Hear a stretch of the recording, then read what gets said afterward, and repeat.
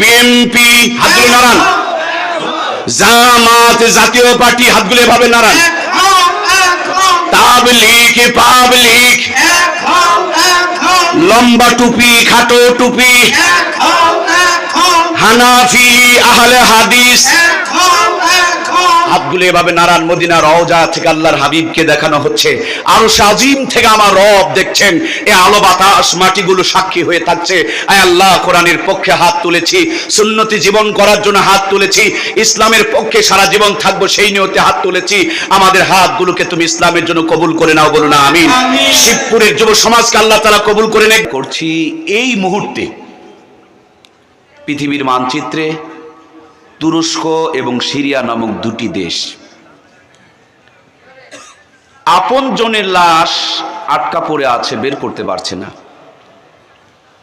সন্তান বিল্ডিং এর ভিতরে চাপা পড়ে গেছে, মারা যায় নাই, কোনো মতন হাতটা বের করে দিয়েছে, ভয়ে মারা যাবে। বাবা হাত ধরে আছে কিন্তু ভিতর থেকে বের করতে পারছে না। বাঁচার জন্য বাঁচাও বাঁচাও বলে চিৎকার করছে, মানুষ বাহিরে দৌড়াদৌড়ি করছে কিন্তু ধ্বংসস্তূপের ভিতর থেকে বের করতে পারছে না। মা মারা গিয়েছে, ছোট্ট ভাই ক্ষুধার জন্য কান্না করছে, ছোট বোন মায়ের মতন করে নিজের বুক লাগায় দিছে খাওয়ার জন্য, ছোট্ট বাচ্চা। পৃথিবীর আকাশ বাতাস সব ভারী হয়ে গেছে। বড় বড় 3টা বিল্ডিং এর মালিক, অনেক কোটি টাকার মালিক, কয়েক সেকেন্ডের ভূমিকম্পে সব তছনছ। অচেতন হয়ে জমিনে পড়ে আছে, কিছুক্ষণ পর চেতনা ফিরছে তো দেখে তার বগলের মধ্যে 3টা পাউরুটি। সেকেন্ডের ভিতরে 3 বিল্ডিং এর মালিককে নিঃস্ব বানায়া 3টা রুটির মালিক বানিয়েছেন কে? ওদিকে তুরস্ক এবং সিরিয়ার ভূমিকম্পন শেষ না হতেই আরো একটা দেশ ইন্দোনেশিয়ার মধ্যে হালকা একটা ধাক্কাও এর মাঝেই লেগে গেছে। ঐতিহাসিকগণ ভূতত্ত্ববিদেরা বলছে বাংলাদেশ, পাকিস্তান, চীন, বার্মা, এগুলো না, আমরা ইন্ডিয়া, আমরা এখনো পর্যন্ত এর মানে রিক্সের বাহিরে না। সব কিছু মিলিয়ে ইসলামিক স্কলারগণ তেনারা বলছেন করোনার যে একটা মহামারী হবে, সেই মহামারীর পর ঘন ঘন ভূমিকম্প আসবে। অলরেডি কিয়ামতের যে বড় বড় আলামতগুলো সবগুলোই আমাদের সামনে প্রকাশিত হচ্ছে। আমার প্রিয় ভাইয়েরা, যখন মৃত্যুর মিছিল চলছে তখন আপনাকে আমাকে বাঁচায় রাখছেন কে? যিনি বাঁচায় রাখছেন তার কাছে একটু শুকরিয়া আদায় করি, পড়ি আলহামদুলিল্লাহ। হাসপাতাল জায়গা হচ্ছে না, বাহিরেও জায়গা হচ্ছে না, মানুষের চিৎকারে আকাশ বাতাস ভারী হয়ে যাচ্ছে, অসুস্থতা মহামারীর আকার ধারণ করেছে। কম্পন বন্ধ করতে হবে ভাইয়া, কম্পনটা বন্ধ করতে হবে। আকাশ বাতাস ভারী হয়ে আসতেছে, যখন সব দিকে অসুস্থতাও ছড়িয়ে পড়েছে, অন্ততপক্ষে আমরা যদি অসুস্থ থাকতাম তাইলে কি আজকের জান্নাতের বাগানে আসার সুযোগ পেতাম? আমরা নিজের ক্ষমতায় সুস্থ আছি না, আল্লাহ তাআলা আমাদেরকে সুস্থ রেখেছেন। যে মনিব আমাদেরকে সুস্থ রেখেছেন তার কাছে সুস্থ জবান নিয়ে আরো একবার শুকরিয়া আদায় করে নেই, পড়ি আলহামদুলিল্লাহ। বহু মানুষ বেঁচে আছেন, সুস্থ আছেন, কিন্তু এই মুহূর্তটাও গুনার কাজে ব্যস্ত আছেন। কেউ টিভি, ছবি, গান, নাটক, বাদ্য বাজনা, পাপ, পাপাচার, যাত্রা, থিয়েটার, মদ, গাঁজা, বন্ধু বান্ধব, আনন্দ উৎসব, ষড়যন্ত্র, চক্রান্ত, ইস্টা জলসা, জি বাংলা, কিরণমালা, কটকটি, পাখি, পাবজি, ফ্রি ফায়ার। কয়েকদিন আগে শেষ হয়ে গেল বিশ্বকাপের খেলা। ওই খেলা শেষ না হতেই বগুড়াতে আর এক খেলা শুরু হয়ে গেছিল, হিরো আলম কেন্দ্রিক খেলা। কে যেন কি কইছে, উনিও বলছে যে খেলা হবে। কি শোনে নাই নাকি? হিরো আলম সাহেব কি বলছেন? কয় না খেলা হবে। ছেলে মানুষও কয় খেলা হবে, মেয়ে মানুষও কয় খেলা হবে। সরকারি দল বলে খেলা হবে, বিরোধী দল বলে খেলা হবে। আমরা যে ময়দানে বসেছি সম্ভবত এই ময়দানেও খেলা হয়। আওয়াজ যখন উঠেছে খেলা হবে, যদিও আমি নওগাঁর মানুষ, কিন্তু আপনাদের কাছে কয়েকবার আসা, আমার কাছে মনে হচ্ছে আপনারা সব আমার প্রিয় মানুষ, পরিচিত মানুষ। ঘন ঘন আপনাদের সাথে কথা না হলে আমার জাকির ভাইয়ের সাথে প্রায় কথা হয়।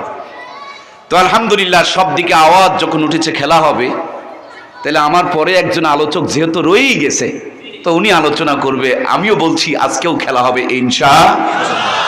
যুবকেরা কি আছেন? কি খেলা হবে? আওয়াজ দিতে হবে। দর্শক ঠিক না থাকলে কিন্তু খেলা জমবে না। খেলা কি হবে? সত্যি সত্যি কি খেলা হবে? চলেন খেলা হবে। কিসের খেলা হবে? আরে ভাই কেবল তো বিশ্বকাপের ফুটবল খেলা শেষ হলো, আরো 4 বছর বাকি। খেলাটা কিসের হবে? খেলাটা হবে জান্নাত আর জাহান্নামের ইনশাআল্লাহ। ব্রাজিল আর্জেন্টিনা নয়, আজকের খেলা হবে জান্নাত আর জাহান্নামের। প্লেয়ার মেসি নেইমার নয়, আজকের খেলার প্লেয়ার হলো হালালখোর এবং হারামখোর ইনশাআল্লাহ। সরাসরি এখান থেকে জান্নাত আর জাহান্নামের খেলাটা সম্প্রচার করে দেখানো হবে ইনশাআল্লাহ। এখন বাজে 10:33 আর মাত্র 1.5 ঘন্টা পর। কত তারিখ? 14। কি গো দেখেন না, ওরা হাসে খালি। 14 ফেব্রুয়ারি যেন কি দিবস? বিশ্ব কয় না কি দিবস?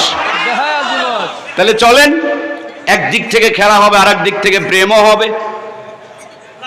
কারণ সব দিকেই যখন প্রেম প্রীতি নিয়েই একটা নানান অবস্থান চলছে, সবকিছু মিলিয়ে আমার ভাইয়েরা ক্লিয়ার মনে থাকতে হবে। কিন্তু আমাকে স্মরণ করায় দিবেন, খেলা হবে। 14 ফেব্রুয়ারি যেহেতু এসে গেছে, প্রেম ভালোবাসা নিয়ে নানান জল্পনা কল্পনাও চলছে, সুতরাং আজকে এখানেও কিছু প্রেম প্রীতির আলাপ আলোচনাও ইনশাআল্লাহ। আমার প্রাণপ্রিয় ভাইয়েরা, চতুর্দিকে এই আল্লাহর আযাব আর গজব আসতে শুরু করলো কেন? এত ঘন ঘন ভূমিকম্প কেন? ভূমিধস আর ঘূর্ণিঝড় আজকে আমাদেরকে অস্থির করে ফেলছে কেন? এটাকে নিয়েও কিছু আলোচনা হবে ইনশাআল্লাহ। যিনি আজকে আমাদের প্রধান আকর্ষণ, শুধু তিনি বাংলাদেশের সম্পদ না, তিনি গোটা পৃথিবীর সম্পদ।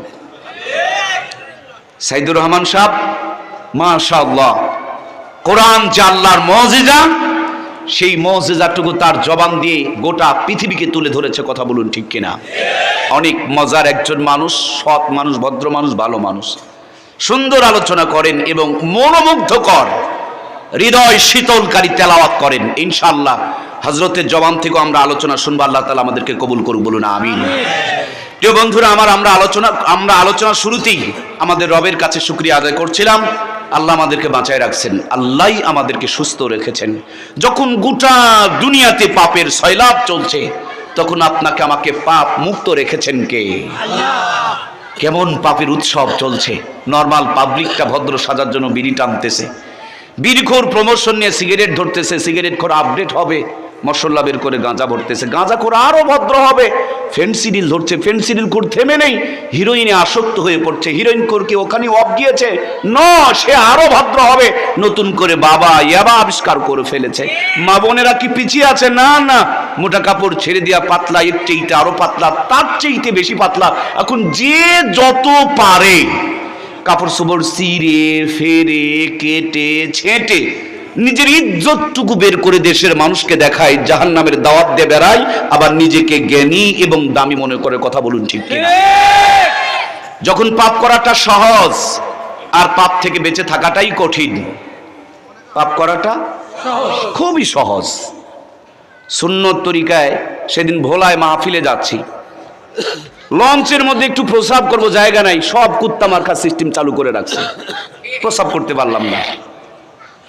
মানে সুন্নত তরিকায় বসে প্রসাব করলে ব্যাগ দেখ, আর কুকুরের মতন দাঁড়িয়ে প্যান্টের চেন খুলে দিয়া বল বিয়ারিং রিং পিস্টন বের করে ছচ্ছর করে স্প্রে করলে নাকি আপডেট।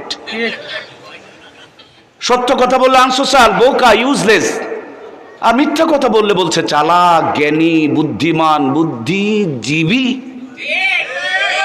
শরীর ঢাকা পোশাক পরলে ব্যাগ দেখ, আর কাপড় পরে যদি যত্ন করে ইজ্জত বের করে দেখাইতে পারে, তো তাকেই বলতেছে আপডেট।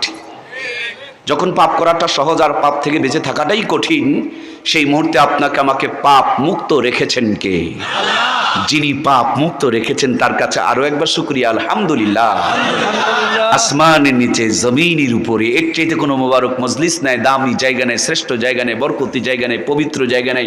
আমার নবী তার জান্নাতি জবানে বলেছেন যেখানে কোরআন এবং হাদিসের আলোচনা হয় এটা হলো জান্নাতের বাগান। সুবহানাল্লাহ। নবীজির কথা অনুযায়ী আপনারা কোথায় এসেছেন? কোথায় বসেছেন? এখন আপনারা কি মানুষ?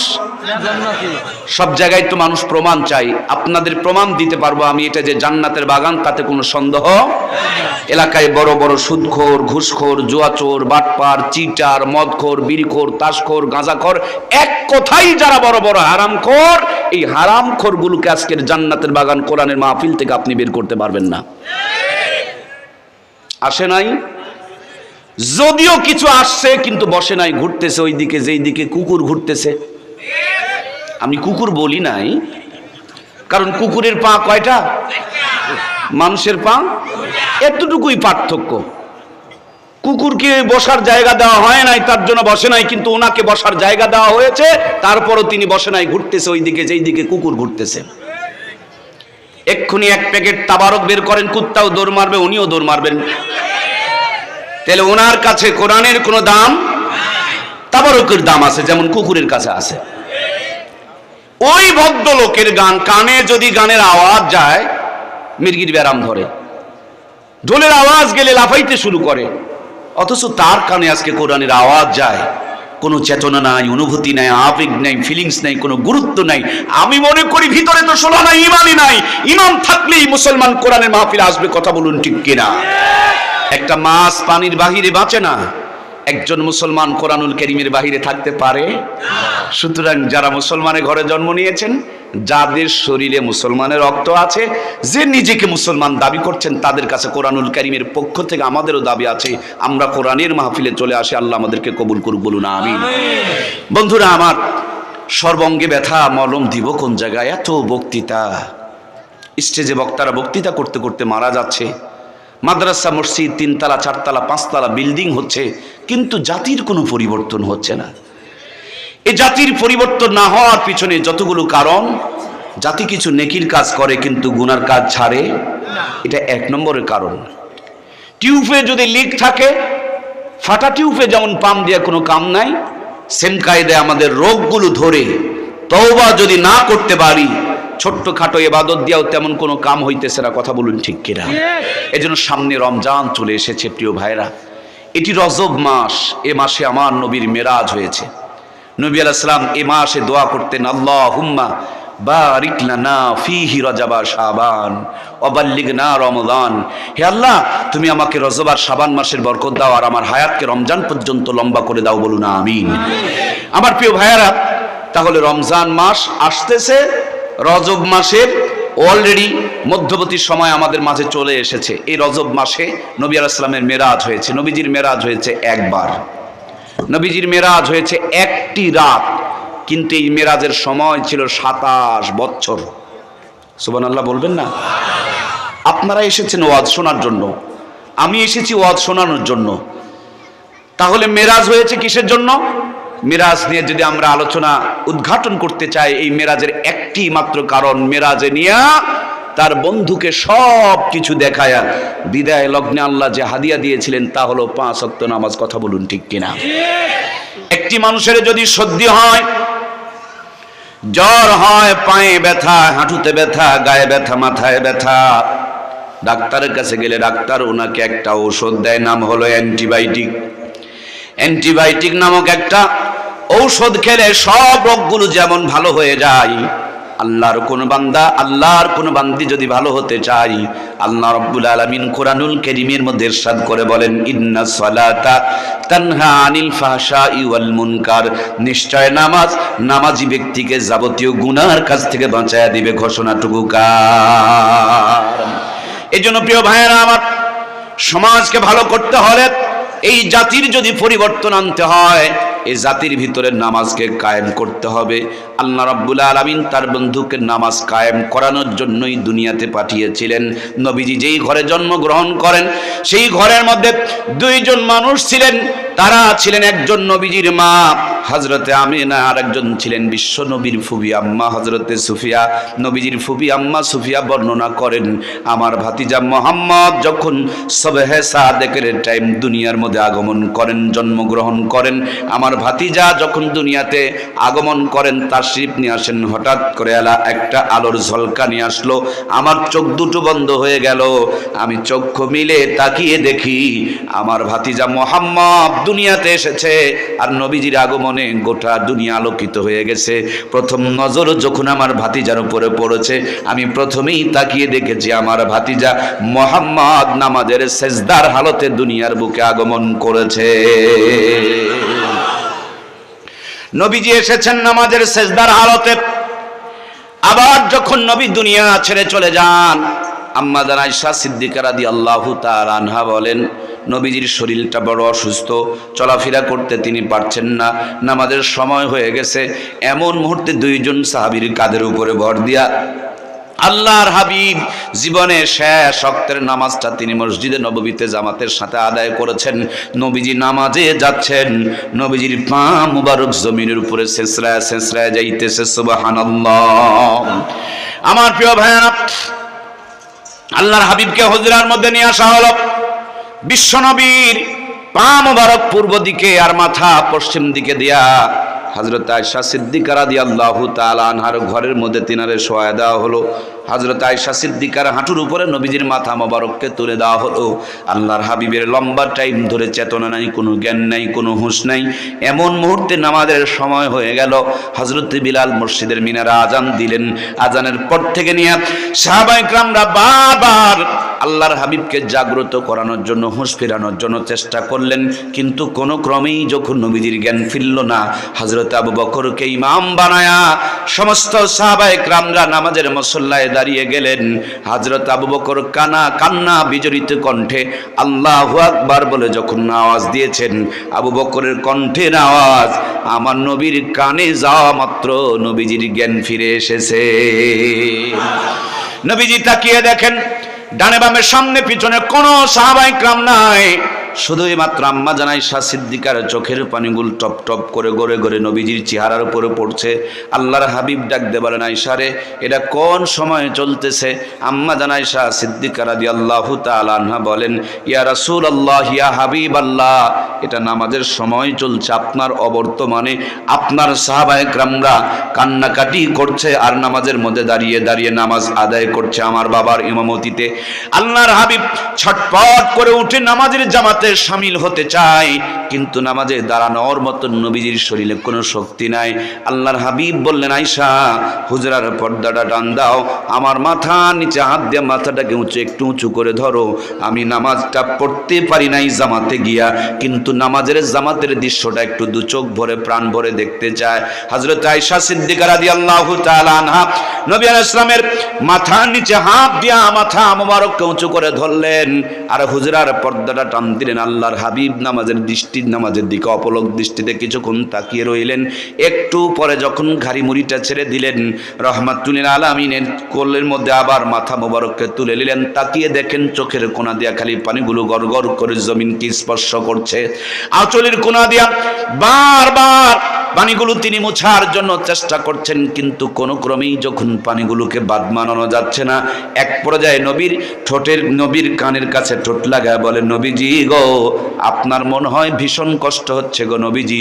আল্লাহর হাবিব বলেন, আয়েশা, আমার এই দুইটি চোখে জীবনভর যত পানি দেখেছো, সমস্ত পানিগুলো ছিল দুঃখ, কষ্ট আর বেদনার পানি। আজকের পানিগুলো আমার কোনো দুঃখ, কষ্ট আর বেদনার নয়। যে নামাজকে কায়েম করার জন্য আল্লাহ তাআলা আমাকে পাঠিয়েছেন, যেই নামাজের জন্য তায়েফের ময়দানে রক্ত ঝরেছে, উহুদের ময়দানে আমার দাঁত ভেঙেছে, অসংখ্য কলিজার টুকরা সাহাবায়ে কেরামরা বিদায় নিয়ে চলে গেছে, আমি এখন চলে যাব। এই সমাজের নামাজ কায়েম হয়ে গেছে, নামাজ প্রতিষ্ঠিত হয়ে গেছে, আমার সমস্ত সাহাবায়ে কেরামরা নামাজে দাঁড়িয়ে গেছে। এই নামাজের দৃশ্য দেখে আমার কলিজাটা, আমার হৃদয়টা, আমার আত্মাটা ভরে গেছে। এই জন্য আনন্দের পানিগুলো মদিনার জমিনকে সাক্ষী বানাইতেছে। নবীজির ১৬ লক্ষ সাহাবায়ে কেরাম ছিলেন, একটা সাহাবীও বেনামাজি ছিল, একটা সাহাবীও বেনামাজি ছিল না। আর আমার দেশে শতকরা 90% মুসলমান নামাজই পড়ে না, মাত্র 10% মুসল্লি নামাজ পড়ে। 10% মুসল্লির মধ্যে 7% মুসল্লির নামাজে ভুল। সঠিক নামাজ পড়ে 3% মুসল্লি। এই 3% মুসল্লিকে এখন কেউ আর দেখতে পারে না। যিনি নামাজ পড়েন কখনো তিনি ওই আপনার গ্রামীণ ব্যাংক ঠেঙ্গা মারা আসা সবুজ সংঘ থেকে বউ বন্ধক রেখে টাকা তুলতে পারে? নামাজি হারাম খাইতে পারে না। দেখবেন তার বাড়ির লোকজন তারে দেখতে পারে না। সত্যিকারে যিনি নামাজ পড়েন সে কোনোদিন তার মেয়েকে, তার নাতনিকে, তার বোনকে পাতলা কাপড় পরে কলেজ ভার্সিটি বিশ্ববিদ্যালয় ইজ্জত বের করে যাইতে দেবে? দেখবেন বাড়ির মেয়েগুলো পর্যন্ত তারা দেখতে পারে না। যিনি প্রকৃতপক্ষে আল্লাহকে সন্তুষ্ট করার জন্য নামাজ পড়ে, যার নামাজটা সঠিকভাবে হয়, ওই নামাজির বাড়িতে কিরণমালার কটকটি পাখির সিরিয়াল চলতে পারে? দেখবেন বাড়ির মানুষগুলো তারা দেখতে পারে না। নামাজিকে এমনকি রাস্তার মানুষগুলো পর্যন্ত টল করে। জোরে গেলে কয় মনে করছে হুজুর আজকে দাওয়াত পেয়েছে, ধীরে হাঁটলে এরাই মন্তব্য করে হুজুর আজকে মনে হয় বেশি খেয়েছে, নামাজ তো পড়ে না, দাড়ি টুপি তো রাখে না, বরঞ্চ দাড়ি টুপিওয়ালাকে দেখে উলট পালট মন্তব্য করে গান গায়ে, মনে বড় জ্বালারে পাঞ্জাবিওয়ালা। এরকম পাঞ্জাবিওয়ালা দেখলে জ্বলে। এই আবু জেহেলের বংশধর আমাদের রাস্তা পথে এখন আসে না। যে দাড়ি টুপি পাঞ্জাবি দেখলে আবু জেহেলের জ্বলতো, সেইটা আবার আমাদের দেশে চলে আসছে। কেউ নিজেকে আবু জেহেলের উত্তরসূরি মনে করে না, অথচ দাড়ি টুপি দেখলেই জ্বলতো আবু জেহেলদের, আমাদের জ্বলতেছে। তাহলে বোঝা গেল মুখে না মানলেও ভিতরে আবু জেহেল মার্কা বীজ আর ভাইরাস আছে বলেই দাড়ি টুপি দেখলে আমার আপনার জ্বলতেছে। কথা বলুন ঠিক কিনা? প্রাণপ্রিয় ভাইয়েরা আমার, সেজন্য নামাজ আদায় করতে হবে মুসলমান। আল্লাহর হাবিব চলে যাবেন। হযরত আয়েশা সিদ্দিকা বলেন নবীজির ঠোঁট নড়তেছে, আল্লাহর হাবিব কি যেন বলতেছে, কথাগুলো পরিষ্কার করে বোঝা যায় না। একটা পরে যে আমি আমার কানটা লম্বা করে বিশ্ব নবীর ঠোঁটের কাছে লাগায়া দিয়েছি, তখনও পর্যন্ত শুনতে পায় গো দুনিয়ার মানুষ। আল্লাহর হাবিব তখনও বলছেন আসসালা আসসালা আসসালা ওয়া মা মালাকাত আইমানুকুম, উম্মত আমার নামাজ নামাজ নামাজ। আমি এখন চলে যাব, তোমাদের জন্য নামাজকে রেখে গেলাম। সুবহানাল্লাহ। সাহাবায়ে কিরামরা যখনই কোনো বিপদ আসতো আল্লাহর হাবিবের সামনে তারা হাজির হয়ে যেত। আজকে নবীজি যখন চলে যায়, আদরের সাহাবায়ে কিরামদেরকে কাছে ডাক দিয়ে নিয়ে বলেন, আমার সাহাবায়ে কিরামরা এতদিন সুখে সুখে দুঃখে বিপদে আপদে তোমরা আমার কাছে হাজির হতে, আমার কাছে পরামর্শ নিতে, আমার কাছে দোয়া চাইতে। এখন তো আর আমি তোমাদের মাঝে থাকছি না, তোমাদের মাঝে নামাজকে রেখে গেলাম, তোমাদেরকে আল্লাহর কাছে সুপে দিয়ে গেলাম। যখনই কোনো বিপদে পড়বা 2 রাকাত নামাজ পড়ে মালিকের কাছে ফরিয়াদ করবা, আর আজিম থেকে আল্লাহ তাআলা সাহায্য করবেন। আল্লাহ ওয়াদা করে বলেন ওয়া কানা হাক্কান আলাইনা নাসরুল মুমিনিন। মুমিন যদি বিপদে পড়ে সহযোগিতা চায়, আল্লাহ বলেন আমার জন্য সহযোগিতা করা ওয়াজিব হয়ে যায়। আমার প্রিয় ভাইরা, ওই যে সিলেটের জমিনে হযরত শাহজালাল বিপদে পড়ে সুরমা নদীর কিনারে জায়নামাজ বিছায়া 2 রাকাত নামাজ পড়ে আল্লাহর সহযোগিতা চেয়েছেন। আল্লাহ সিলেটের জমিনে জায়নামাজকে নৌকা বানায়া পার করে দিয়েছেন। বগুড়ার জমিনে গিয়া দেখেন হযরত শাহ মাকদুম আসার জন্য আল্লাহর সহযোগিতা চেয়েছেন। আল্লাহ বড় একটা মাছকে তার জন্য বাহন বানিয়ে দিয়েছেন। রাজশাহীর জমিনে পদ্মা নদীর কিনারে হযরত শাহ মাকদুম ঘুমিয়ে আছেন। ইতিহাস পর্যালোচনা করে দেখেন ভারত আর বাংলাদেশের বর্ডার নদী পদ্মা নদীর উত্তাল তরঙ্গ, বড় বড় ঢেউ, পারাপারে কোনো ব্যবস্থাপনা নাই। আল্লাহর সহযোগিতা চেয়েছেন, আল্লাহ রব্বুল আলামিন কুমিরকে তার জন্য বাহন বানিয়ে দিয়েছেন। এখনো পর্যন্ত আল্লাহর ওলির কবরের পাশে কুমিরের কবরটা ইতিহাসের সাক্ষী হয়ে আছে না নাই? আমার প্রিয় ভাইয়ারা, এই সেই নামাজ, যেই নামাজ নিয়া বদরের প্রান্তরে রহমাতুল্লাহ আলামিন সাহাবায়ে কিরামদের হাতে খেজুরের ডালগুলো দিয়া ময়দানে পাঠায়া দিলেন। হযরত আবু বকর বলেন, সেদিন আমার নবীর গায়ে একটা সাদা চাদর ছিল। আমি আমার জীবনে নবীজিকে এতটা পরিমাণ কোনোদিন কান্না করতে দেখি নাই। আল্লাহর হাবিব তাবুর মধ্যে ঢুকে নামাজে দাঁড়িয়ে গেলেন, চোখের পানি ছেড়ে আল্লাহর কাছে রোনাজারি শুরু করলেন। আয় আল্লাহ, আমার জীবনের যতটুকু অর্জন সবটুকু তোমার কাছে সফর্দ করে দিলাম। আল্লাহ তুমি চাইলে নইলে এখান থেকে ইসলামের বিজয় হবে, নইলে এখান থেকে ইসলামের বাতিটুকু নিভে যাবে। একদিক থেকে সাহাবায়ে কেরামের রক্ত, আর এক দিক থেকে যায় নামাজে রহমাতুল লিল আলামিনের চোখের পানি, দুইটার বিনিময় ইসলামের প্রথম বিজয় বদর থেকে শুরু হয়েছে। কথা বলুন ঠিক কিনা? এজন্য প্রিয় ভাইয়েরা আমার, চাকরি করেই শান্তি পাওয়া যাবে না, ব্যবসা করেই শান্তি পাওয়া যাবে না, শুধু শিক্ষিত হলেই শান্তি পাওয়া যাবে না। শান্তি যদি পেতে হয় প্রত্যেকটা জায়গায় প্রত্যেকটা কর্মের সাথে নামাজের দরকার আছে না নাই? চাকরির ইন্টারভিউ দিতে যাচ্ছেন, ওযু করে নেন, 2 রাকাত নামাজ পড়ে আল্লাহর কাছে সাহায্য প্রার্থনা করে রওনা করেন, আল্লাহ আপনার জন্য উত্তম ফয়সালা করবে। ব্যবসায় রওনা করেছেন, সম্ভব হলে ওই ব্যবসা প্রতিষ্ঠানে ব্যবসার পাশাপাশি আপনি নামাজটাকে সুন্দরভাবে সঠিকভাবে আদায় করেন। আপনি যেখানেই থাকেন, যে অবস্থায় থাকেন, মুসলমান আর কাফেরের মধ্যে পার্থক্য হলো নামাজ। আল্লাহর হাবিব বলেন, যার নামাজ আছে তার ঈমান আছে, যার নামাজ নাই তার ঈমান নাই। আমাদের দেশে অনেক মানুষ পাওয়া যায়, তারা বলে নামাজ না পড়লেও কি হলো, ঈমান ভালো আছে। এরকম বেঈমান আছে না? না, নবী বলে নামাজ নাই ঈমান নাই, আমরা বলি নামাজ না পড়ি ঈমান ভালো আছে। আল্লাহ বলেছেন নামাজ সব গুনাহ থেকে বাঁচায়। আর আমাদের দেশে বহুত নামাজি পাওয়া যায়, নামাজ পড়ে যখন জমিনে কাজ করতে যায়, মাঝখানে কোদাল চোটালে কোদালের মাথা ভালো থাকে, যেমনি আলের ধারে যায় কোদালের মাথা খারাপ, খালি মানুষের আল ঠেলে। নাই মনে হয় এদিকে? আমার প্রিয় ভাইয়ারা, নামাজ পড়ে যখন বেচা কিনা করে, নিজে যখন নেয়, তখন দাড়ি পাল্লার মাথা ভালো নাই, খারাপ হয়ে যায়। নিজের বেলায় বেশি আসে, পাবলিককে দেওয়ার বেলায় কম যায়। এরকম মাথা খারাপ হলা দাড়ি পাল্লা আছে না নাই? নামাজ পড়ার পর আমার ভাইয়েরা দোকানে গিয়া তাজা তাজা টাটকা টাটকা মিথ্যা কথা বলে, বুঝতে হবে তার নামাজ নামাজের মতন হয় নাই। নামাজ যদি নামাজের মতন হতো, এই নামাজ সব গুনাহ থেকে বাঁচিয়ে দিত। ঘোষণাটুকু কার? এই জন্য প্রিয় ভাইয়েরা আমার, এই নামাজকে দেওয়ার জন্যই মেরাজ, নবীজির জীবনে মেরাজ হয়েছে একবার, আর আমাদের জন্য প্রত্যেক দিন মেরাজের ব্যবস্থা করে দিয়েছেন আল্লাহ তাআলা, প্রতিদিন 5 বার। নবী আলাইহিস সালামের জীবনে মেরাজ হয়েছে 1 রাত, কিন্তু এই মেরাজের সময়টা ছিল 27 বছর। মাননীয় প্রধানমন্ত্রী মনে করেন আপনাদের আতাইকুলার উপর দিয়ে পাবনার মধ্যে যাবে, যখন দেখবেন তিনি পাবনায় ঢুকবে, আতাইকুলার সমস্ত রিক্সা ভ্যানগুলো বন্ধ করে দিবে, সাধারণ পাবলিকের চলাফেরা বন্ধ হয়ে যাবে। যতক্ষণ পর্যন্ত প্রধানমন্ত্রী পার না হয়েছে, ততক্ষণ পর্যন্ত রাস্তায় কাউকে চড়তে দেওয়া হবে না। বাংলাদেশের প্রধানমন্ত্রীর জন্য আমাদের সাধারণ মানুষের যদি চলাফেরা বন্ধ হয়ে যায়, আল্লাহর পরে যেই নবীর শান মান আর মর্যাদা, ওই নবী যখন মেরাজে রওনা করেছেন, রহমাতুল লিল আলামিন রওনা করার সাথে সাথে আল্লাহ গোটা দুনিয়ার সব গতিপথগুলোকে 27 বছরের জন্য অফ করে দিয়েছে। সব অফ, কিচ্ছু চালু নাই, শুধুই 2 জন, আল্লাহ আর মুহাম্মদুর রাসূলুল্লাহ। কাবা কাউসাইনের দূরত্বে 2 জনের কথা হয়েছে, সব কিছু আল্লাহ তাআলা দেখিয়েছে। নবীজির মনে একটাই প্রশ্ন বারবার উকি মারতে চায়, আল্লাহ আমার উম্মতকে তুমি ভালোবাসো, কিন্তু সময় যে কম,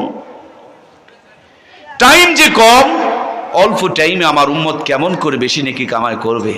আল্লাহ বলেন, বন্ধু আমি যাকে ভালোবাসি, যার দাম বেশি, তার অল্প টাইমের মূল্য আল্লাহর কাছে, আমি আল্লাহর কাছেও বেশি। দুনিয়া তো দেখবেন সবাই মিলে আমরা কামাই করছি 10 লাখ, মাননীয় এমপি অথবা মন্ত্রী একটা সিগনেচার করেই দেখবেন কামাই করে 10 কোটি। মানুষ যত দামি হয়, সময়ের দামও তত বেড়ে যায়। আমার প্রিয় ভাইয়েরা, আমরা দামি না, কিন্তু আমাদেরকে দামি বানিয়েছেন আল্লাহ কয়েকটা নিয়ামত দিয়ে। সুবহানাল্লাহ বলেন। যতগুলো নিয়ামত যে দামি বানিয়েছেন, তার 1 নম্বর নিয়ামতের নাম কোরআন। যেখানে যেমনি যেভাবে যতটুকু কোরআনুল কারীম লেগেছে, প্রত্যেকটা জিনিসের দাম বাড়ে গেছে। সুবহানাল্লাহ বলেন। কোরআন লেগেছে, দাম বাড়ে নাই, এরকম কোন জিনিস কি পৃথিবীতে আছে? না। আরশ আজিমে ছিল, আরশ আজিমের দাম বেড়ে গেল। ফেরেশতা নিয়ে আসলেন, ফেরেশতার সর্দার হয়ে গেলেন। একটি রাত্রে নাজিল হলো, লাইলাতুল কদরি খায়রুম মিন আলফি শাহর, 1000 মাসের চাইতে 1 রাত দামি হয়ে গেল। সুবহানাল্লাহ বলেন। রমজান মাস পেয়েছে, রমজান মাস 11 মাসের সেরা হয়েছে। পাথরের একটা পাহাড় পেয়েছে, এই পাথরের পাহাড়টা আলোর পাহাড় হয়ে গিয়েছে। একজন নবী পেয়েছে, নবীদের মধ্যে তিনি সবচেয়ে দামি হয়ে গিয়েছে। এই কোরআনুল কারীম যেই উম্মতের উপরে নাজিল হয়েছে, অন্যান্য উম্মতের চাইতে এই উম্মতের মর্যাদা কোটি কোটি গুণ বাড়িয়ে দিয়েছেন কে? আমার প্রিয় ভাইরা, এক এক সময় আল্লাহ তাআলা এক একজন নবী পাঠিয়েছেন, এক একজন নবীর কাছে আল্লাহ তাআলা এক একটা মুজিজা দান করেছেন। দাউদ আলাইহিস সালাম নামক আল্লাহ তাআলার একজন জলিল কদর পয়গম্বর ছিলেন। আল্লাহ তিনাকে মুজিজা দান করেছিলেন। তিনি যদি লোহার মধ্যে হাত দিতেন, লোহা গলে মোম হয়ে যেত। আল্লাহর পয়গম্বর হযরতে দাউদ আলাইহিস সালাম বিদায় নিয়ে চলে গেল, তার মুজিজাও তার সাথে বিদায় নিল। এখন দুনিয়ার মধ্যে লোহায় কেউ যদি হাত দেয়, লোহা কি গলে মোম হয়? নবীও বিদায়, নবীর মুজিজাও বিদায়।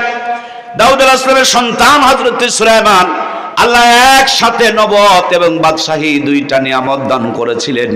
মুজিজার একটা আংটিও তিনাকে দান করেছিলেন। আল্লাহ তাআলা বড় বিচক্ষণতা তাকে দান করেছিলেন। আল্লাহর পয়গম্বরের জন্য আল্লাহ তাআলা বিশাল বড় একটা সিংহাসনের ব্যবস্থা করেছিলেন। বিসমিল্লাহ বললেই সিংহাসন চলতে শুরু করে দিত। পৃথিবীর এক প্রান্ত থেকে আর এক প্রান্তের মুহূর্তের মধ্যে তিনাকে নিয়ে চলে যেত। যখন তিনি সুবহানাল্লাহ বলতেন, সিংহাসন জমিনের দিকে নামতে শুরু করে দিত। আবার আল্লাহু আকবার বললেই আসমানের দিকে উঁচু হতে শুরু করে দিত। আল্লাহর পয়গম্বর হযরত সুলাইমান বিদায় নিয়ে চলে গেল, তার মুজিজাটাও তার সাথে বিদায় নিয়ে চলে গেল। এখন কি সুলাইমান আলাইহিস সালামের সিংহাসন আছে? নবীও নাই, নবীর মুজিজাও নাই। নবী আলাইহিস সালামদের মধ্য থেকে অত্যন্ত জলিল কদর পয়গম্বর হযরতে মূসা কালিমুল্লাহ, আল্লাহ তাআলা তাকে অনেকগুলো মুজিজা দিয়েছিলেন। তার মধ্যে একটা মুজিজা ছিল তার হাতে একটা লাঠি আল্লাহ দান করেছিলেন। এই লাঠি দিয়া যদি দরিয়ার মধ্যে আঘাত করতেন, দরিয়াতে 12টা রাস্তা পয়দা হয়ে যেত। আবার জমিনে ছেড়ে দিলেই বিশাল বড় অজগর সাপ হয়ে যেত। জাদুঘরদের বানানো সব সাপ বিচ্ছুগুলোকে মুহূর্তের মধ্যে ভক্ষণ করে নিত। আবার হাত দিয়ে জড়িয়ে ধরার সাথে সাথে মুহূর্তের মধ্যে আবার সাপটা লাঠি হয়ে যেত। আল্লাহর পয়গম্বর হযরতে মূসা কালিমুল্লাহ বিদায় নিয়ে চলে গেলেন, তার মুজিজাও তার সাথে বিদায় নিয়ে চলে গেল। এখন যদি দুনিয়ার মধ্যে কেউ, আমার ভাইরা, লাঠি দিয়ে দড়িয়াতে আঘাত করে লাঠি ছেড়ে দিলে কি এই পৃথিবীতে আর সাপ হয়? নবীও নাই, নবীর মুজিজাও নাই। হযরত ঈসা রূহুল্লাহ, আল্লাহ তাআলা অত্যন্ত জলিল কদর একজন পয়গম্বর ছিলেন। আল্লাহ তিনাকে অনেকগুলো মুজিজা দিয়েছিলেন। তিনি এখনো পর্যন্ত চতুর্থ আসমানে অবস্থান করছেন, কিন্তু তিনার বয়স বাড়ে নাই, বয়স স্টপ হয়ে আছে। তিনি মরে নাই, তিনার দপ্তর বন্দর হয়ে গেছে, কিন্তু তিনি মরে নাই, তিনি এখনো আছে। বয়সটা স্টপ হয়ে আছে, তিনি চতুর্থ আসমানে এখনো পর্যন্ত বিরাজ করেন। হযরত ঈসা রূহুল্লাহকে আল্লাহ তাআলা অনেকগুলো মুজিজা দিয়েছিলেন। তার একটা মুজিজা ছিল, তিনি যদি অন্ধ লোকের চোখের মধ্যে হাত বুলাইয়া দিতেন, মুহূর্তের ভিতরে অন্ধ মানুষটা চক্ষুষ্মান হয়ে যেত। তিনি যদি মৃত মানুষের কবরের কিনারে দাঁড়ায়া আঙ্গুলের ইশারা করে বলতেন কুম বিইজনিল্লাহ, মুহূর্তের ভিতরে কবরের মুর্দা মানুষটা জিন্দা হয়ে কবর থেকে উঠে দাঁড়িয়ে যেত। সুবহানাল্লাহ হয়নি? জোরে বলেন। মুহূর্তের ভিতরে 1000 বছর পূর্বে কার মৃত মানুষটা জিন্দা হয়ে যেত। আল্লাহর পয়গম্বর হযরত ঈসা রূহুল্লাহর এই দৃশ্যটুকু দেখে এক মহিলা আশ্চর্য হয়ে বলেন, ওগো পয়গম্বর, আমার মন বলে তুমি ঈসা রূহুল্লাহ, তোমার মায়ের চাইতে পৃথিবীর বুকে দামি কোনো মায়ের পেট আর নাই। কথা কি বুঝতে পেরেছেন? কথাটা হলো, তুমি ঈসা রূহুল্লাহর মায়ের পেটের চাইতে, সাউন্ডটা একে কারেন্ট ঝালের মতো লাগবে, সাউন্ড কই ভেসে বেড়াচ্ছে, টনটনা সাউন্ডে ভাই। আলহামদুলিল্লাহ। আমার ভাইরা, কষ্ট হচ্ছে আপনাদের? মহিলার আওয়াজ হচ্ছে যে আমার মন বলে তুমি ঈসা রূহুল্লাহ, তোমার মায়ের চাইতে দুনিয়াতে আর কারো মায়ের পেট এত দামি নয়। হযরত ঈসা রূহুল্লাহ এভাবে মহিলার সামনে আঙ্গুল তুলে বলে, মা এ কথা বলো না। হযরত ঈসা রূহুল্লাহ বলেন, মা গো শোনো, আমার পরে এই পৃথিবীর বুকে মুহাম্মাদুর রাসূলুল্লাহ সাল্লাল্লাহু আলাইহি ওয়াসাল্লাম নামক একজন পয়গম্বর আসবে। তার কাছে কোরআনুল কারীম নামক একটা কিতাব নাজিল হবে। আমার পরে যিনি মুহাম্মদ নামে দুনিয়াতে আসবেন তিনার উপরে কোরআনুল কারীম নাজিল হবে। ওই কোরআনুল কারীম যারা তেলাওয়াত করবে, কোরআন কারীম তেলাওয়াতকারীদের মায়ের পেট আমি ঈসা রূহুল্লাহর মায়ের পেটের চাইতে দামি। বুঝতে কি পেরেছেন? কোরআন তেলাওয়াতকারীদের মায়ের পেট হযরত ঈসা আলাইহিস সালাম বলেন আমার মায়ের পেটের চাইতে দামি। সুবহানাল্লাহ বলেন। সেজন্য তিনি দোয়া করেছিলেন, আল্লাহ তাআলা উপরে রেখে দিয়েছেন। দুনিয়াতে আসবেন, 40 বছর রাজত্ব করবেন, এরপর তিনি বিদায় নেবেন। তিনি নবী হিসাবে আসবেন না, উম্মতে মুহাম্মদ হিসাবে আসবেন।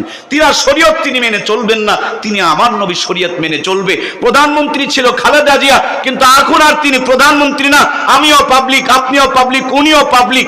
আজকে যিনি প্রধানমন্ত্রী আছে, ক্ষমতা শেষ হয়ে গেলে তিনিও পাবলিক। হযরত ঈসা রূহুল্লাহ তিনি নবী ছিলেন, কিন্তু দুনিয়াতে আসার পর তখন আর তিনি রূহুল নবী থাকবেন না, তিনি থাকবেন মুহাম্মদুর রাসূলুল্লাহ সাল্লাল্লাহু আলাইহি ওয়াসাল্লামের উম্মত। আমার প্রিয় ভাইয়েরা, নবীরা বিদায় নিয়ে চলে গেছে, নবীদের মুজিজাগুলো বিদায় নিয়ে চলে গেছে। আমার নবীর জীবনের 4500 মুজিজা, সবচেয়ে দামি মুজিজা, বড় মুজিজা, শ্রেষ্ঠ মুজিজার নাম হলো কোরআনুল কারীম। নবী আমার নাই, নবীজির দামি মুজিজা কোরআনুল কারীম আছে না নাই? কোরআন আছে, কিন্তু আমরা কোরআনের কাছে নাই। কোরআন আছে, কোরআনের তেলাওয়াত নাই। কোরআন আছে, কোরআন দিয়ে আমাদের সমাজের কোনো ব্যবস্থা। কোরআন আছে, মসজিদের আলমারিতে বন্দী হয়ে আছে, তাবিজের ঠোলের মধ্যে ঢুকে গিয়েছে, অথবা কোরআনুল কারীমের উপরে 2 আঙ্গুল ময়লা জমে গিয়েছে।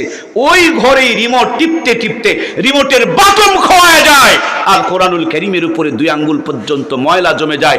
এরকম কপাল পোড়া মুসলমানের ঘর আছে না নাই? এই ঘরে ভূমিকম্প আসবে না তো কোন ঘরে আসবে? কার ঘরে আসবে?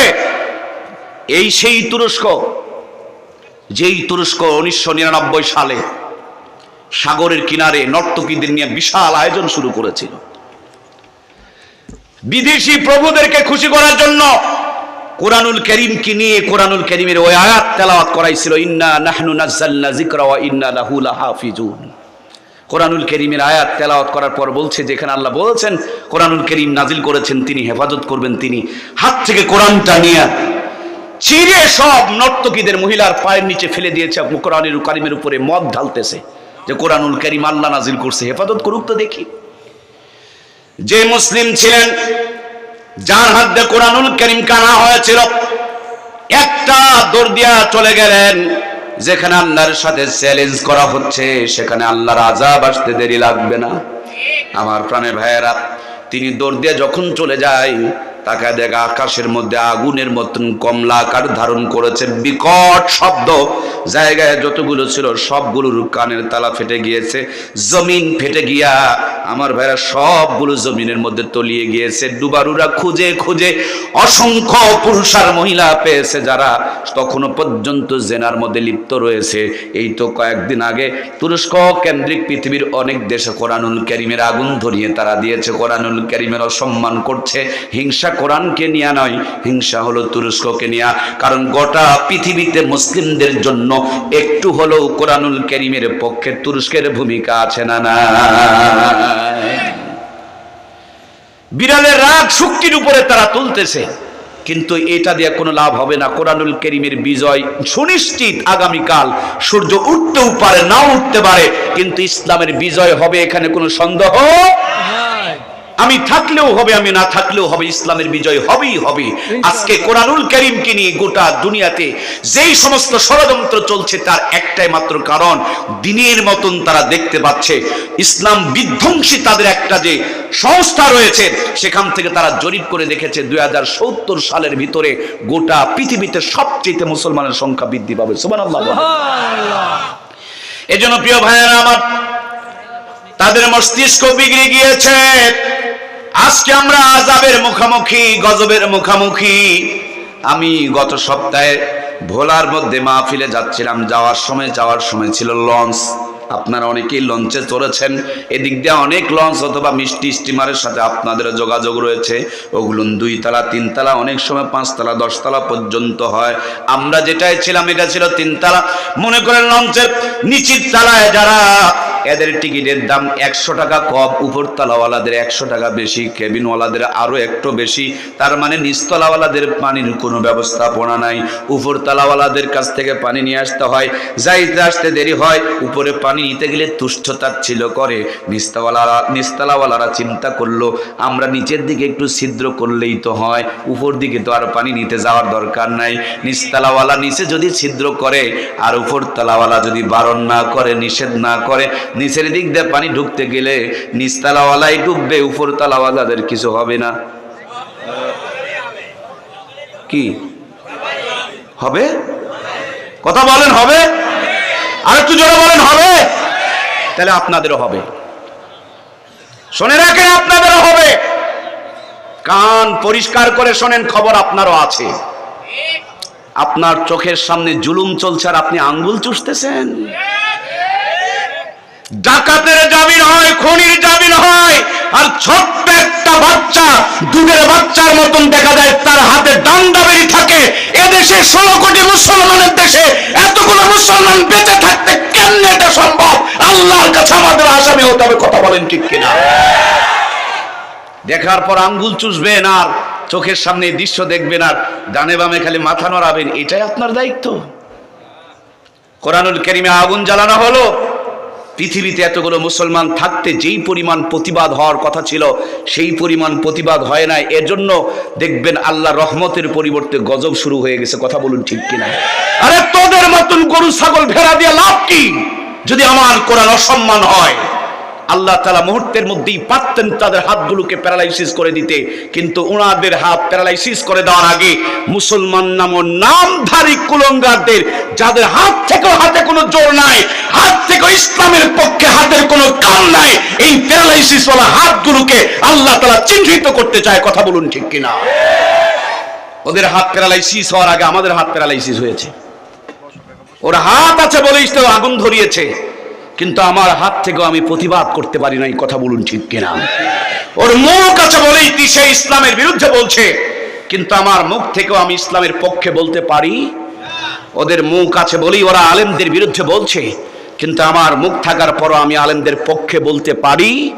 তাহলে ওর মুখ আর আমার মুখে পার্থক্য কই? অন্যায় করার অন্যায়কে দেখার মধ্যে পার্থক্যটা কোথায়? অন্যায় দেখে যদি চুপ করে থাকা হয় এটা তো বোবা শয়তান। আমরা ইমাম হুসাইনকে ভালোবাসি, হাইরে ভালোবাসা। চোখের সামনে ইমাম হুসাইনকে শহীদ করে দিল, ওই কাপুরুষগুলো তাকিয়ে তাকিয়ে দেখেছে।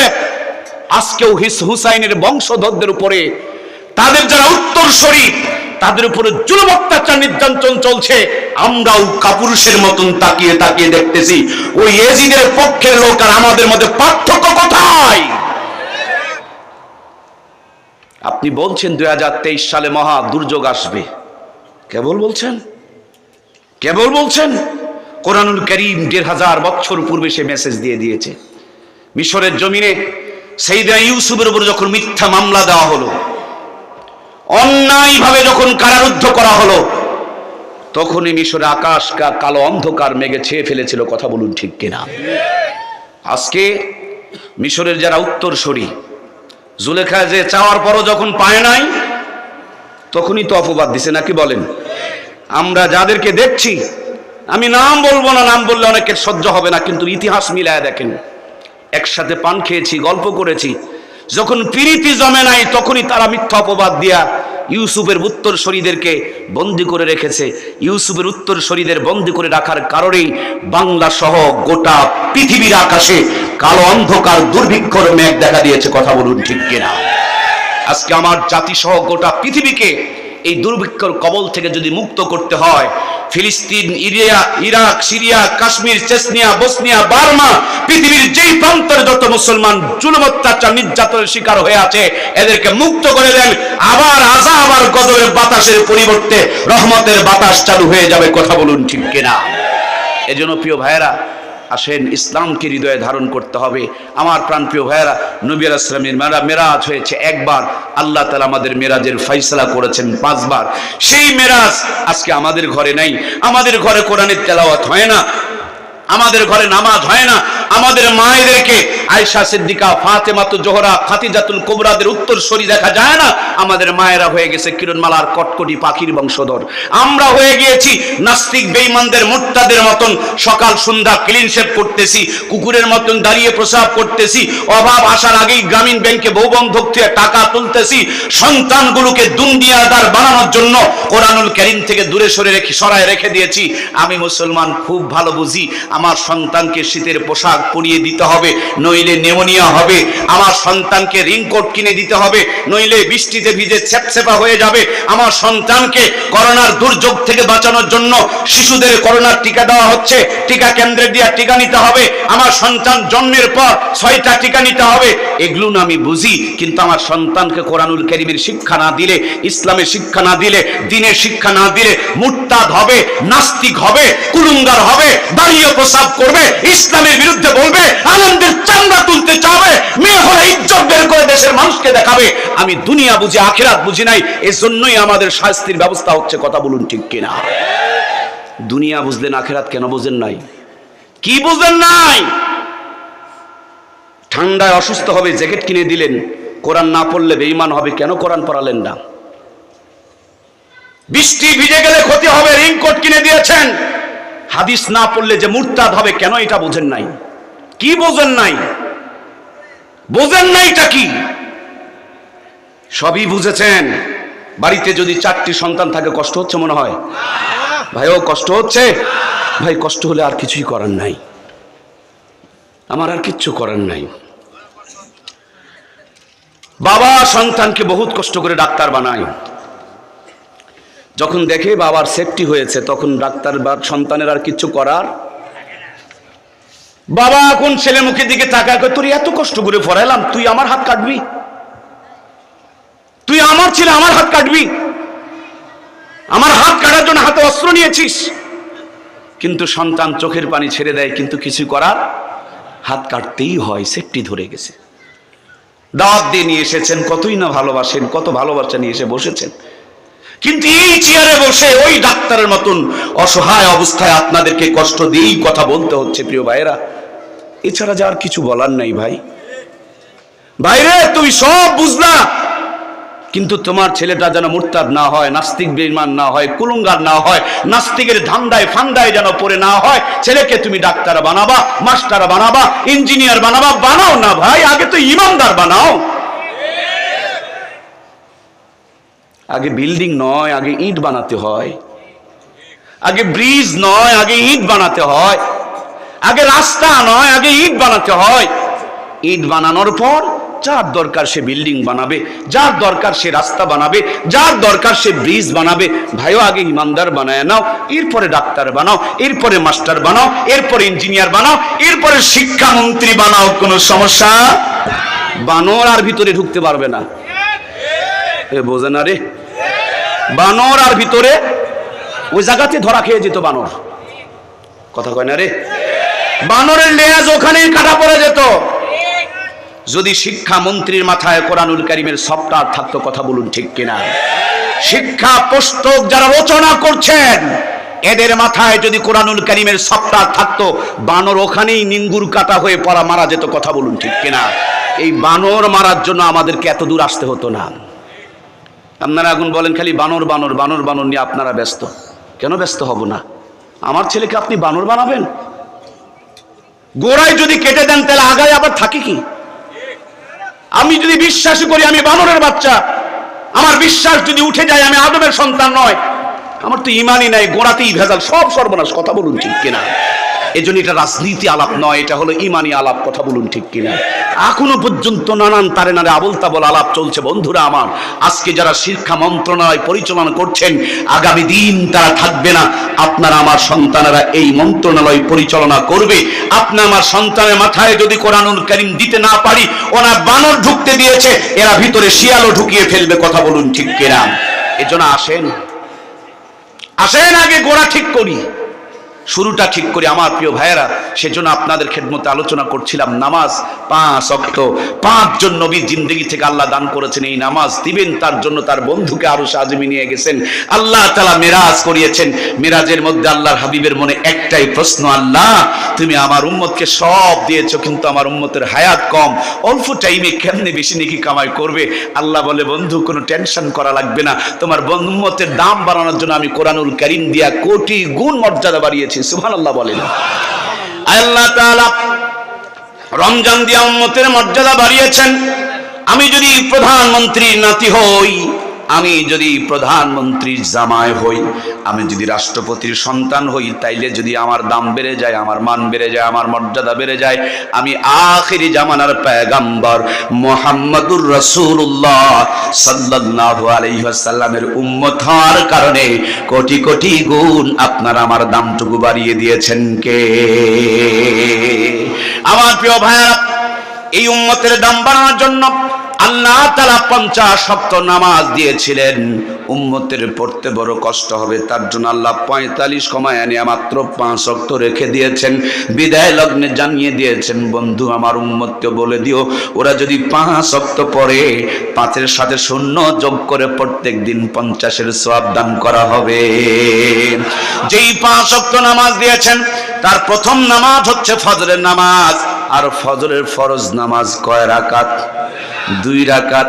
পৃথিবীর বুকে যত মানুষ আছে, প্রথম মানুষের নাম সাইয়্যিদিনা হযরতে আদম আলাইহিস সালাম। আমাদের আদি পিতা সাইয়্যিদিনা হযরতে আদম আলাইহিস সালাম এই দুনিয়াতে পাঠানোর আগে আল্লাহ তাআলা আদমকে বানালেন জান্নাতের বাহিরে, আর বড়ম্মা হাওয়াকে আল্লাহ নিজেই তার কুদরতি হাত দিয়ে বানিয়েছেন জান্নাতের ভিতরে। বাবাকে বাহিরে আর মাকে ভিতরে বানায়া সবার আগে স্পেশাল করে মায়েদের মর্যাদাটুকু দান করেছেন কে? আল্লাহ মায়েদের মর্যাদা বেশি বাড়িয়ে দিয়েছেন জান্নাতের ভিতরে বানায়া। দুনিয়াতে আসার পর, এই পৃথিবীতে আসার পর বরাব্বা হযরতে আদম বড় বড় গাছের 3টা টুকরা পাতা দিয়ে ইজ্জতকে ঢেকে রেখেছিলেন। সেই জন্য মৃত্যুর পর পুরুষের জন্য, ছেলে মানুষের জন্য, আদম সন্তানের জন্য কাফনের কাপড় কয় পিস? যারা আদমের সন্তান তারা বলেন, পুরুষের জন্য কাফনের কাপড় কয় পিস? এটা বানরের স্মৃতি নয়, এটা আদমের স্মৃতি। এটা বানরের থেকে আসে না, এটা আদম থেকে এসেছে। এই দুনিয়াতে আসার পর বরাব্বা হযরত আদম 3টা টুকরা পাতা দিয়ে ইজ্জতকে ঢেকে রেখেছিলেন। সেই জন্য মৃত্যুর পর পুরুষের জন্য কাফনের কাপড় 3 পিস। বরাম্মা হযরত হাওয়া দুনিয়াতে আসার পর শরীর থেকে জান্নাতের পোশাক খুলে গেল। উনি 5টা টুকরা পাতা দিয়ে তার দেহটাকে, তার ইজ্জতটাকে ঢেকে রেখেছিল। এই জন্য মৃত্যুর পর মেয়েদের জন্য, মায়েদের জন্য কাফনের কাপড় কয় পিস? 5 পিস বাদ দিয়ে 3 পিস ধরেছিল। 3 পিস ছেড়ে দিয়া 2 পিস আমদানি করেছিল, এখন 2 পিসও ছেড়ে দিয়েছে। তার মানে নতুন করে 1 পিস চালু হয়েছে। কথা বলুন ঠিক কিনা? দেখতে দেখতে 5 পিস থেকে 4 পিসই নাই, আছে কয় পিস ভাই? 1 পিস আর বাকি। এইটা যদি বাদ দেয়া দেয় দেশে থাকার আর উপায়। অনেকেই বলে ওয়াজ দিয়া কি হয়, হুজুর দিয়া কি হয়, মোল্লা দিয়া কি হয়? বাংলাদেশে যদি ওয়াজ না থাকতো, খতিবরা যদি মসজিদে আলোচনা না করতো, কোরআন হাদিসের যদি চর্চা না হতো, ওই ন্যাংটাদের মতন আমাদের দেশটাও বহুত আগে ন্যাংটা হয়ে যেত। কথা বলুন ঠিক কিনা? অল্প কিছুদিন আগে কক্সবাজার মাহফিল ছিল, ভাবলাম আসছি যখন একটু সাগরে গোসল করতে যায়। গোসল করতে গিয়ে দেখি চোখ নিয়ে গোসল করার উপায়, মানে চোখ খুলে থুয়ে গোসল করতে হবে। আমার প্রিয় ভাইয়া, আসার সময় লম্বা, মেকআপ করতে পারবো না, বিমানে চড়বো, সেখানেও দেখি মা বাবার সামনে মাত্র 2টা কাপড় উপরে স্কিন পায়জামা পরে যুবতী মেয়েরা বিমানের মধ্যে চড়তেছে। তার মানে বাংলার জমিনে এই মাহফিলগুলো, এই আলোচনাগুলো ইসলামী মূল্যবোধ যদি না থাকতো, বহুত আগে এদেশের মেয়েরা কাপড় খুলে ন্যাংটা হয়ে যেত। কথা বলুন ঠিক কিনা? এই জন্য প্রিয় ভাইয়েরা আমার, পুরুষের জন্য কাফনের কাপড় 3 পিস। আর আম্মার স্মৃতি মেয়েদের জন্য, মহিলাদের জন্য হাওয়া ইসলামের স্মৃতি আম্মা জানদের জন্য কাফনের কাপড় 5 পিস। 5 পিস থেকে কমায় কমায় আমার ভাইরা 1 পিসে নিয়ে এসেছে। মৃত্যুর আগ পর্যন্ত হইতো, আগামীকাল চলে এসেছে 14ই ফেব্রুয়ারি। ইন্নালিল্লাহ। ই বলে ভালোবাসা দিবস, যেখানে ভালোবাসার ভ পর্যন্ত একেবারে পুরাই মদ। কিন্তু উপরে লেবেল লাগাইছে মধু। ভিতরে যদি মদ থাকে আর উপরে যদি মধুর লেবেল লাগানো হয়, লেবেল লাগালেই তো মদ মধু হয়ে যায়। মদ কি মধু হয়ে যায়? ভিতরে যদি বিষ থাকে, বিষ কিন্তু পানি দিলে সাদা হয়, দেখছেন না? আর দুধও সাদা। ভিতরে যদি বিষ থাকে আর মধুটা লেবেলটা যদি একেবারে খাঁটি পিওর দুধে লাগানো হয়, ভিতরে বিষ আর লেবেল লাগালেই তো বিষ আপনার দুধ হয়ে যায়। 14ই ফেব্রুয়ারিতে যা আছে 100% জেনা, 100% ব্যভিচার, 100% বেহায়াপনা, লুচ্চাপনা আর বেশ্যাপনা। কথা বলেন ঠিক কিনা? যতই তোমরা ভালোবাসার লেবেল লাগাও, এটা কোনোদিন ভালোবাসা হতে পারে? ভালোবাসা যদি একদিন করে তো কুত্তা মার্কা ভালোবাসা। 11 মাস কুত্তা কুত্তিরে দাবড়ায়, কেউ কেউ পালা পালা, আমার এলাকায় ঢুকতে দেব না। যেমনি কাতি মাস পরে একটার পিছনে 17টা লাইন ধরে, আছে না নাই? কিন্তু সিজনারি ভালোবাসা। আমরা জন্ম থেকে ভালোবাসা পেয়েছি, ভালোবেসে আল্লাহ তাআলা সবকিছু নিয়ামত আপনাকে আমাকে দিয়েছেন। পারিবারিকভাবে আমাদের ভালোবাসার বন্ধন আছে।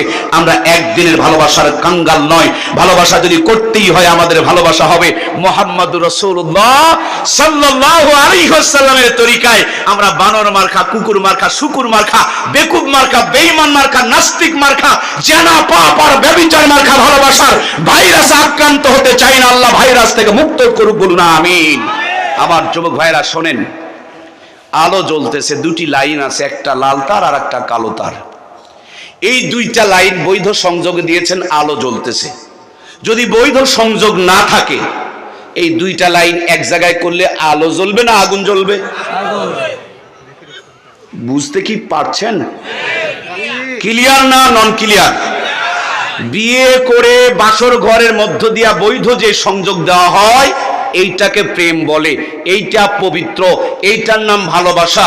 এইটা করলে সওয়াব হয়, এইটাকে দিকে দেখলেও সওয়াব হয়, চোখ মারলেও সওয়াব হয়, চুমা খাইলেও সওয়াব হয়, হাত দিয়ে জড়িয়ে ধরলেও সগীরা গুনাহ মাফ হয়, মিলামিশা করলেও সওয়াব হয়, গোসল করলেও সওয়াব হয়। গোসলের পানিতে খালি ময়লা নয়, এর সাথে সগীরা গুনাহগুলোও মাফ হয়। সুবহানাল্লাহ জোরে বলেন। আর এই সারা তাকালেও গুনাহ হয়, দেখলেও গুনাহ হয়, চোখ মারলেও গুনাহ হয়, মনে ভাবলেও গুনাহ হয়। গাছতলা, বাঁশতলা, নিমতলা, তালতলা, যেখানেই যান, যা কিছুই করেন, এর ভিতরে জেনা, পাপ আর বেহায়াপনা, নোংরাপনা ছাড়া আর কিচ্ছু থাকে না। কথা বলেন ঠিক কিনা? সুতরাং প্রেম যদি করতেই হয়, আমরা মুসলমান, আমরা প্রেম করব নবীর সুন্নত তরিকায়। নাস্তিকের তরিকায় প্রেম করে জাহান্নামে যেতে চাই না। আল্লাহ আমাদেরকে মুক্ত করুক, বলুন আমিন। খেলা, জোরে বলেন না খেলা। সত্যিকারে নবীর সাথে যারা প্রেম করেছে, নবীর তরিকায় যারা প্রেম করেছে, তারা জান্নাতের খেলা খেলতেছে।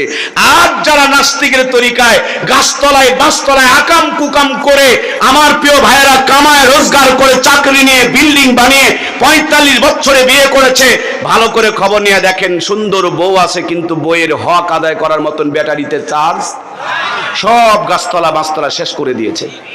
কথা বলেন না? বিয়ে করেছে কি বড় বড় মৌস, মনে হয় বিশাল বড় মরদ, কিন্তু বাড়িতে খবর নিয়ে দেখেন বালিশের নিচে হামদর্দার হারবালের ঔষধ। 12 বছর বিয়ে করেছে, সন্তানের মুখ দেখতে পারে? আরে হুজুরকে দেখে লড়বড়া মনে করেন? বাড়িতে যেই দেখেন না কেন, এক গন্ডা সন্তান আব্বা আব্বা বলে ডাকে। কথা বলুন ঠিক কিনা? খেলা কয় না খেলা? আরে ভাই খেলা হয়, হবে না, খেলা হচ্ছে, খেলা চলছে, খেলা। আরে ইমাম সাহেবকে দেখে অবহেলা করেনি, হালাল খোরকে দেখবেন না আপনি? আমার ভাইয়েরা আলু ভর্তা দিয়ে খেতে দেন, চোখের পলকে 3 প্লেট তুলে ফেলে দিবে। হারাম খোরকে খাসির কলিজা দিয়ে দেখেন, হাফ প্লেট নিয়ে নাড়াচাড়া করবে। হালাল খোরকে ছিঁড়া খাতায় ঘুমাইতে দিয়ে দেখেন, নাক দিকে ঘুমাবে। আর হারাম খোরকে বিল্ডিং ঘরে নরম বিছানায় শুয়ে দেখেন, 3টা ঘুমের বড়ি লাগবে। হালাল খোরকে নরমাল পায়খানায় পায়খানা করতে গিয়ে দেখেন, ফরফরানি তুলে পায়খানা পেট পরিষ্কার করে ফেলবে। হারাম খোরকে রিমোট কমোডে বসায় দিয়ে দেখেন, সেখানেও পেটের ব্যথায় কুদবে আর কুদবে। হালাল করে বাড়িতে গিয়ে দেখেন, এক গোটা সন্তান আব্বা আব্বা বলে ডাকবে। আর হারাম খোর বাপ ডাকের আশায় সারা জীবন কাঙ্গালের মতন তাকিয়ে থাকবে। কথা বলেন ঠিক কিনা? খেলা হবে না, খেলা হচ্ছে। খেলা খেলা জোরে বলেন খেলা। আপনারা কি এই জান্নাতের দলে খেলতে চান? কারা কারা জান্নাতের দলে খেলতে চায়? 2খানা হাত তুলে আল্লাহকে দেখায়। লিল্লাহে তাকবীর, লিল্লাহে তাকবীর, দুনিয়ার মুসলিম, আওয়ামী লীগ, বিএনপি, হাতগুলো নাড়ান। জামাত, জাতীয় পার্টি, হাতগুলো এভাবে নাড়ান। তাবলীগ, পাবলিক, লম্বা টুপি, খাটো টুপি, হানাফি, আহলে হাদিস, হাতগুলো এভাবে নারায়ণ। মদিনা রওজা থেকে আল্লাহর হাবিবকে দেখানো হচ্ছে, আরশ আজিম থেকে আমার রব দেখছেন। এই আলো বাতাস মাটিগুলো সাক্ষী হয়ে থাকছে, আয় আল্লাহ কোরআনের পক্ষে হাত তুলেছি, সুন্নতি জীবন করার জন্য হাত তুলেছি, ইসলামের পক্ষে সারা জীবন থাকবো সেই নিয়তে হাত তুলেছি। আমাদের হাতগুলোকে তুমি ইসলামের জন্য কবুল করে নাও, বলো না আমিন। শিবপুরের যুব সমাজকে আল্লাহ তাআলা কবুল করে নেক, বলো না আমিন। এলাকার মাটির নিচে যত মুর্দেগান শুয়ে আছেন সবার কবরকে জান্নাতুল ফেরদাউস বানিয়ে দেখ, বলো না আমিন। হাজারো চক্রান্তের মাঝে এই কোরআনুল কারীমকে টিকিয়ে রাখার জন্য আল্লাহ তৌফিক দান করুক, বলো না আমিন। সকলের সুস্বাস্থ্য, সুদীর্ঘ ঈমানে হায়াত প্রত্যাশা করে আমি আমার সংক্ষিপ্ত বক্তব্য এখানেই শেষ করছি। আল্লাহ যদি আমাকে কোনোদিন বাঁচিয়ে রাখে, আবার যদি কবুল করে, সেদিন বাকি খেলাটুকু দেখানো হবে ইনশাআল্লাহ। সকলের সুস্বাস্থ্য, সুদীর্ঘ ঈমানে হায়াত প্রত্যাশা নিয়ে আজকের মতন এখানেই বিদায় নিচ্ছি। ওমা তৌফিক ইল্লা বিল্লাহ।